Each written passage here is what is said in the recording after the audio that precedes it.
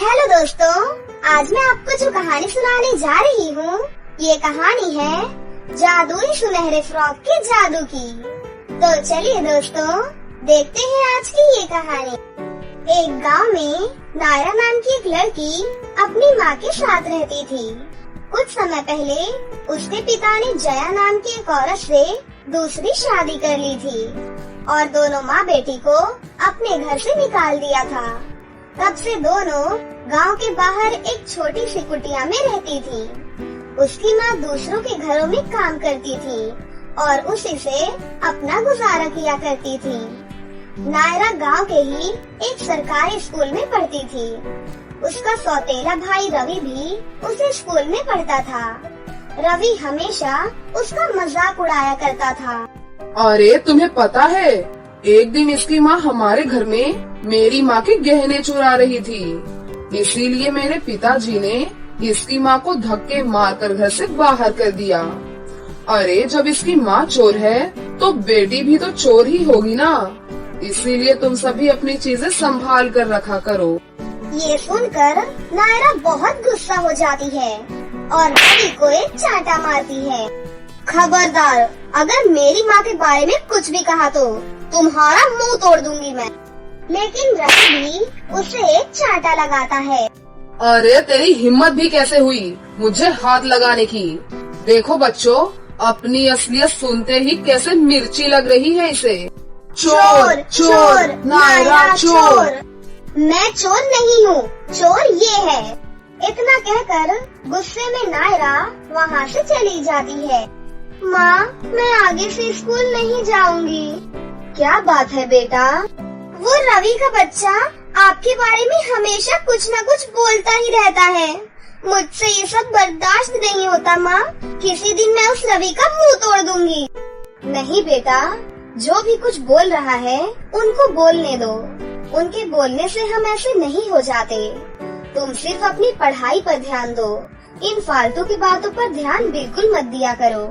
तुम्हें पढ़ लिख कर एक बहुत अच्छी इंजीनियर भी बनना है ना, और मेरा नाम भी तो रोशन करना है ना बेटा। ठीक है माँ, अब से मैं और मन लगाकर पढ़ाई करूँगी। उसके बाद से रवि नायरा को रोज रोज चिढ़ाता था, लेकिन नायरा उस पर बिल्कुल भी ध्यान नहीं देती थी।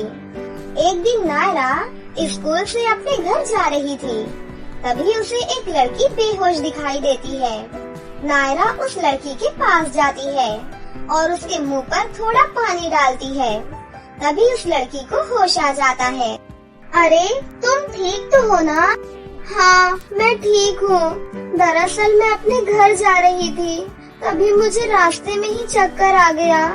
क्या तुम मुझे मेरे घर तक छोड़ सकती हो? हाँ हाँ, आओ मेरे साथ चलो। नायरा उस लड़की का हाथ पकड़कर उसे उसके घर ले जाती है। उस लड़की का घर बहुत ही बड़ा था। अरे वाह, कितना बड़ा घर है तुम्हारा। तुम इतने बड़े घर में रहती हो?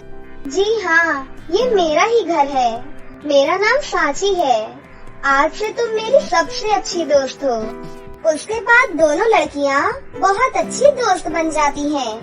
एक दिन सांची का जन्मदिन था। सांची नायरा के घर जाती है। नायरा, आज मेरा जन्मदिन है, इसीलिए तुम मेरे घर पर मेरी जन्मदिन पार्टी में जरूर आना। ठीक है सांची, मैं शाम को आ जाऊंगी। फिर सांची नायरा को एक गाउन देती है। नायरा, मैं चाहती हूँ कि तुम मेरे बर्थडे पर ये ड्रेस को पहन कर आओ।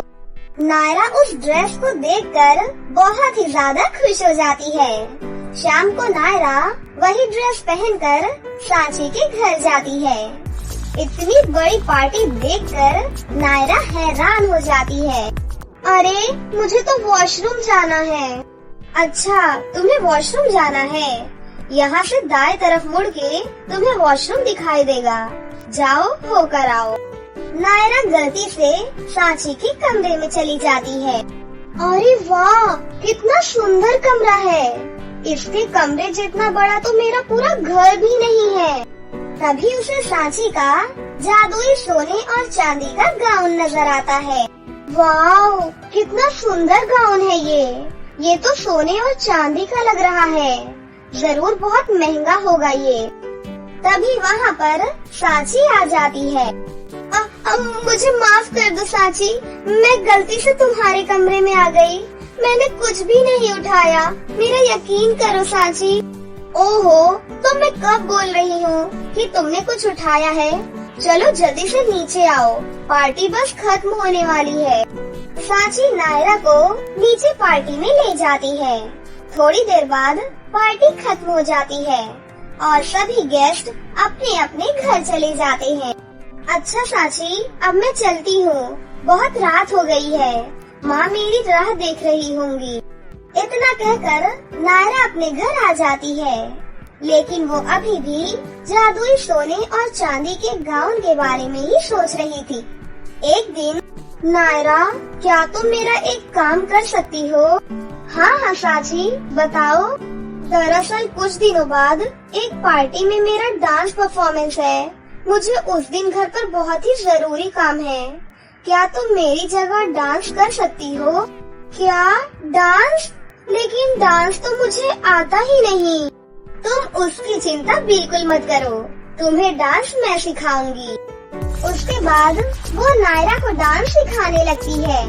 बहुत ही जल्द नायरा डांस सीख जाती है। अरे वाह नायरा, तुम तो मुझसे भी अच्छा डांस कर रही हो। अब तुम कल मेरी जगह उस पार्टी में डांस करना। लेकिन मेरे पास पहनने के लिए अच्छे ड्रेसेस नहीं हैं। ओहो, तुम चिंता क्यों करती हो? मुझे पता है तुम्हें मेरी ड्रेस बहुत पसंद आई है। मैं तुम्हें वही ड्रेस दे दूंगी। तुम उस ड्रेस में बहुत खूबसूरत लगोगी। साची अपने कमरे से वो जादुई सोने और चांदी का गाउन लेकर आती है और नायरा को खुशी खुशी पकड़ा देती है। अगले दिन नायरा वो गाउन पहन लेती है। गाउन को पहनते ही वो साची जैसी बन जाती है और डांस परफॉर्मेंस करने लगती है। पार्टी में सभी लोग उसका डांस देखकर बहुत खुश हो जाते हैं। नायरा भी ये सब देखकर बहुत ही ज्यादा खुश हो जाती है। डांस परफॉर्मेंस के बाद नायरा चेंजिंग रूम में जाती है। मैं जल्दी से इस ड्रेस को निकाल देती हूँ। अगर माँ ने ये सब देख लिया तो बहुत गुस्सा करेंगी। फिर नायरा गाउन को निकाल देती है और जल्दबाजी में वो गाउन वहीं छोड़ जाती है और सीधा अपने घर पहुंच जाती है। हे भगवान, मैं तो साची का सोने चांदी का गाउन वही पार्टी में छोड़कर आ गई। कितनी महंगी ड्रेस थी उसकी। मुझे जल्दी से वो ड्रेस लेकर आनी होगी। नायरा अपनी स्कूटी पर बैठकर वापस उसी पार्टी में जाती है, लेकिन उसे ड्रेस कहीं भी नजर नहीं आती।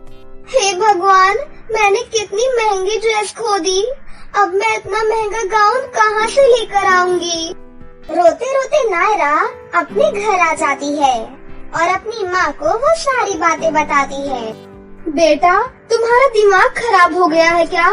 हमें 2 वक्त की रोटियां तक नहीं मिलती। अब हम सोने और चांदी की इतनी महंगी ड्रेस कहाँ से लेकर आएंगे? तुझे क्या जरूरत थी बेटा वो ड्रेस पहनने की? मुझसे बहुत बड़ी गलती हो गई माँ, मुझे माफ कर दीजिए। तभी वहाँ पर साची आ जाती है। साची को देखकर दोनों माँ बेटी घबरा जाती हैं। अरे क्या हुआ नायरा, तुम मुझे देखकर घबरा क्यों गई? नायरा साची को गाउन के बारे में वो सारी बातें बताती है। तभी वहाँ पर वो गाउन अपने आप उड़कर प्रकट हो जाता है। ये देखकर दोनों माँ बेटी बहुत ही हैरान हो जाती हैं। हाँ, ये गाउन उड़ कैसे रहा है? गाउन अपने आप उड़ कैसे सकता है? तभी साची एक परी के रूप में बदल जाती है। नायरा, मैं एक परी हूँ, यहाँ गरीबों की सहायता करने आती हूँ। मैं तुम्हारी परीक्षा ले रही थी। ये मेरी जादुई सोने और चांदी की ड्रेस है। इस गाउन की असली हकदार तुम ही हो। ये गाउन तुम्हारी सारी मनोकामनाएं पूरी करेगी। इतना कहकर साची वहाँ से गायब हो जाती है। उसके बाद नायरा उस जादुई गाउन से एक बहुत ही प्यारा सा घर मांगती है और दोनों माँ बेटी खुशी खुशी अपनी जिंदगी बिताने लगते हैं। फिर एक दिन उसके सौतेले भाई को उसके जादुई सोने चांदी के गाउन के बारे में पता चल जाता है और वो चुपके से उस गाउन को चुरा लेता है। हे जादुई सोने चांदी के गाउन, मुझे भी बहुत सारी धन दौलत दे जल्दी से। रवि के इतना कहते ही गाउन से एक राक्षस प्रकट होता है और रवि को पीटने लगता है। बता लड़के, कितनी धन दौलत चाहिए तुझे? नहीं नहीं, मुझे कुछ भी नहीं चाहिए, मुझे कुछ नहीं चाहिए, मुझे माफ कर दो। उसके बाद राक्षस वहाँ से गायब हो जाता है और जादुई गाउन उड़कर अपने आप नायरा के पास चला जाता है।